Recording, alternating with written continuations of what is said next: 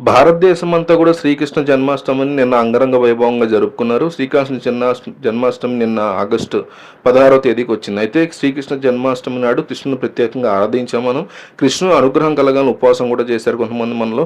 కృష్ణాష్టమి నాడు కొంతమంది కృష్ణుడి విగ్రహాన్ని కొనుగోలు చేస్తారు. ఆవు దూడలతో కలిసినటువంటి కృష్ణుడి విగ్రహాన్ని కృష్ణాష్టమి నాడు ఇంటికి తీసుకురావడం వల్ల మంచి జరుగుతుంది. వాస్తు దోషాలు కూడా తొలగిపోతాయి. అయితే ఈ కృష్ణాష్టమి వారం మొత్తం కూడా చేయాల్సినటువంటి కొన్ని మంచి పనులు చెప్తాను, జాగ్రత్తగా వినండి.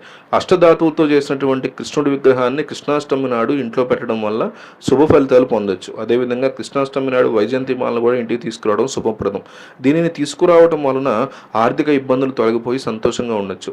దక్షిణావర్తి శంఖం కూడా శుభ ఫలితాలను తీసుకొస్తుంది. కృష్ణాష్టమి నాడు దీన్ని ఇంటికి తీసుకొచ్చి నీళ్లు పాలు పోసి కృష్ణుడికి అభిషేకం చేస్తే వైవాహిక జీవితంలో సమస్యలు తొలగిపోయి సంతోషంగా ఉండొచ్చు. దాంతోపాటు కృష్ణాష్టమి రాజు ఈ పరిహారాలను పాటించడం మంచిది. ఈ పరిహారాలను పాటించడం వల్ల వైవాహిక జీవితం మధురంగా మారుతుంది. ప్రేమ జీవితం సంతోషంగా ఉంటుంది. కోరుకున్న వ్యక్తితో పెళ్లి జరగాలంటే కృష్ణాష్టమి నాడు కృష్ణుడి ఆలయాన్ని సందర్శించండి. కృష్ణుడికి ఒక వేణువుని సమర్పించండి. అదేవిధంగా ఓం క్లీం కృష్ణాయ నమః అనే మంత్రాన్ని పఠించండి. దీంతో కోరుకున్న వ్యక్తి జీవితంలోకి వస్తారు, సంతోషంగా ఉండొచ్చు. కృష్ణాష్టమి రోజే కాదు, ఆ వారం మొత్తం కూడా ఈ మంత్రాన్ని చదువుకుని కృష్ణుడికి వేణువుని సమర్పిస్తే మంచి జరుగుతుంది. కోరుకున్న వ్యక్తికి పెళ్లి జరగాలంటే కృష్ణాష్టమి రోజు లేదా తర్వాత వారం రోజుల్లోపు రాధాకృష్ణులను పూజించండి. అరటి చెట్టుకి పసుపు నీళ్ళను సమర్పించండి. ఓం గ్రీం గ్రౌం సహ గురవే నమః అనేటువంటి మంత్రాన్ని మనస్ఫూర్తిగా పఠించండి. ఇలా చేయడం వల్ల త్వరగా పెళ్లి జరిగేటువంటి అవకాశం ఉంటుంది.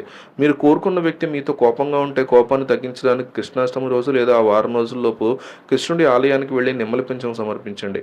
5 ఎర్రటి గులాబీల్ని కృష్ణుడి పాదాల వద్ద పెట్టండి. ఇలా చేయడం వల్ల రాధాకృష్ణుల యొక్క అనుగ్రహం కలిగి ఖచ్చితంగా పెళ్లి జరుగుతుందని చెప్తోంది శాస్త్రం. చాలామందికి ఇది జరిగింది కూడా.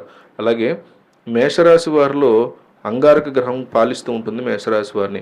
మేషరాశి వారు తమ జీవితంలో అనుభవించిన కష్టాలను ఇతరులు కూడా అనుభవించాలని కోరుకుంటారు. అందుకే ఎవరైనా ప్రశాంతంగా సంతోషంగా కనబడితే చూసి తట్టుకోలేరు. మాటలో చేతలో వారిని ఇబ్బంది పెడుతూ ఉంటాయి. అంతేకాకుండా ఈ రాశి వారు తమ కోపాన్ని అస్సలు కంట్రోల్ చేసుకోలేరు. కోపంతో ఏవేవో పనులు చేస్తూ ఉంటారు. వీరు ఒక్కసారి మీరు ఎవరైనా బాధ పెట్టాల్సిందని ఫిక్స్ అయితే ఆ పని చేసే వరకు వదిలిపెట్టరు. గుండె పగిలే వరకు వారిని ఇబ్బంది పెడుతూనే ఉంటారు. వృషభ రాశి వారికి శుక్రగ్రహం పాలిస్తూ ఉంటుంది. ఈ రాశి వారు సహజంగా చాలా మొండిగా ఉంటారు. వీరు ఎవరినైనా ఆట పట్టించాలన్నా బాధ పెట్టాలని నిర్ణయించుకుంటే ఖచ్చితంగా చేసి తీరుతారు.